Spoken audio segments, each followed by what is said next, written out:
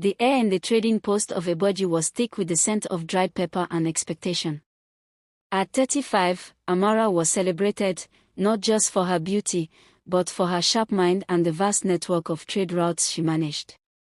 She had built her own life, delayed marriage until she found true partnership, and that partnership was now Obinna. Obinna, a civil engineer from the city, was all warmth, logic, and modern sensibility. Their union was a bridge between the deep traditions of the rural village and the swift progress of the urban world. Their wedding was to be the symbolic cementing of that bridge. Yet, Amara carried a secret, a heavy, ancestral burden known as the dig-hole tradition. Her grandmother, the keeper of the tradition, had initiated Amara into its chilling rules just days after the engagement was finalized. When you cross the threshold, child, the Earth Mother, Oni, must be fed first. She demands proof that you are not greedy, that you value abundance enough to bury it, whole and untouched. If you taste the wedding feast, or if you refuse to make the sacrifice, your life will be poisoned. You will have everything, but enjoy nothing. This is the spiritual poverty curse. The hardest rule, Amara was forbidden to tell Obinna or his city family until 2 days before the ceremony. Amara watched the calendar with growing dread. Thursday. The wedding was Saturday.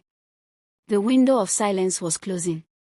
She knew that to Obinna, a man who saw tradition through a lens of practicality, this would seem like organized madness. To his family, who had spent fortunes on gifts and travel, it would look like a calculated insult. She prepared to break the news, feeling the weight of centuries pressing down on her shoulders. She was caught between her love for Obinna's future and her fear of the Earth Mother's ancient wrath. Obinna arrived that Thursday, radiant with excitement, holding aloft the wedding plans. He detailed the seating charts, the sequence of speeches, and, most importantly, the grand menu, the 15 varieties of soup, the 3 entire roasted goats, the barrels of chilled palm wine. And here, Obinna pointed to a large section of the chart, is the feasting hour. It must be perfect, Amara. I must show my guests that I can provide abundance for my wife and my community. A groom's honor is measured by the generosity of his table. Amara's blood ran cold. She took his hands, her own icy. She spoke slowly, describing the full extent of the ritual, how the entire, massive feast, enough for 1,000 people, must be cooked, carried to the sacred grove, and completely, meticulously poured into the earth. Obinna listened, his smile slowly dissolving into an expression of utter bewilderment, then fury. You are joking, Amara. You have gone too far, he scoffed. A sacrifice. Burying food in a time of need is not piety, it is extravagance and arrogance. It is a public display of wealth meant to shame those who have less. And you waited until 2 days before the ceremony. My family is already here. My parents have invited their most esteemed friends. They will arrive hungry, expectant, and find only, what? Cola nuts and cheap soda. Amara begged him, holding his arms. It is not arrogance. It is humility. We give it all away so that our children will always have something. If we break this, they say the curse will fall on us. We will be wealthy but spiritually barren. Obinna pulled away, his face tight with betrayal. I don't believe in curses, Amara. I believe in honor. I believe in respect. You have stripped me of my ability to honor my guest. You have made me look like a poor, stingy fool. Your tradition is wicked. It demands that the host refuse the guest. It is a curse in itself. He left without a backward glance, the engagement in tatters, the wedding hanging by a thread of his duty. Friday was a day of terrible work.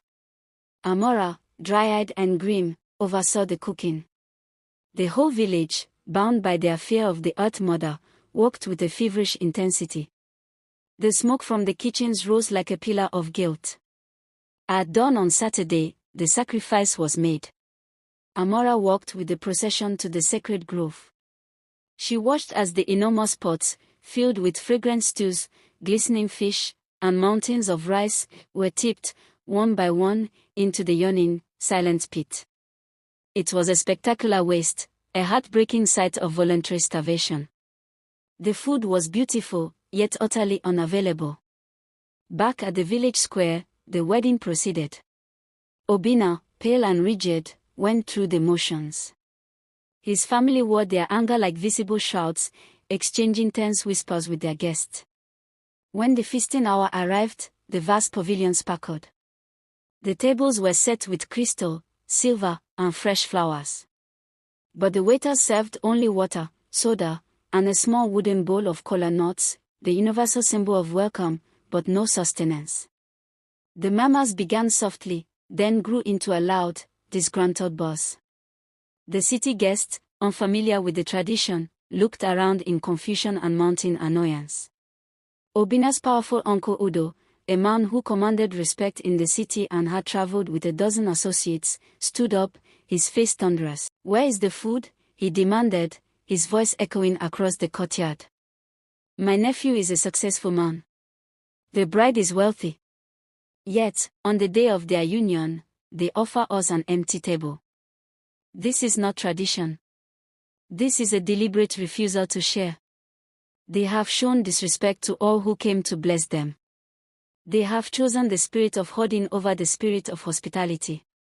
He raised his hand and pointed a trembling finger at the couple. "I speak for my ancestors and your future. By bearing the feast, you have buried the spirit of shared happiness. You have laid a poverty curse upon yourselves. May you find wealth, but never enjoy it." With that, Uncle Udo led Obinna's entire contingent out of the reception, their ceremonial robes billowing behind them like dark clouds.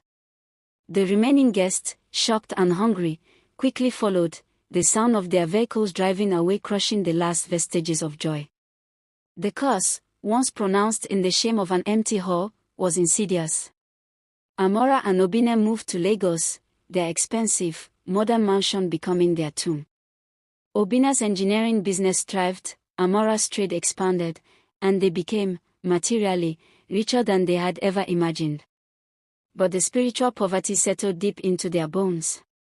The first, immediate effect, they stopped sharing meals. Obinna's resentment solidified into a refusal to trust Amora's cooking. "Your food is poisoned by that sacrifice," he accused. "It tastes of the earth that swallowed our dignity." He hired a professional cook, whom he forbade from cooking for Amora. He ate his meals alone in his study. Amora cooked only simple meals for herself, eating standing up in the silent kitchen, unable to enjoy the fruit of her hands. The second effect, the inability to enjoy wealth. They bought luxury items, a private pool, imported furniture, priceless art. But every purchase was a burden.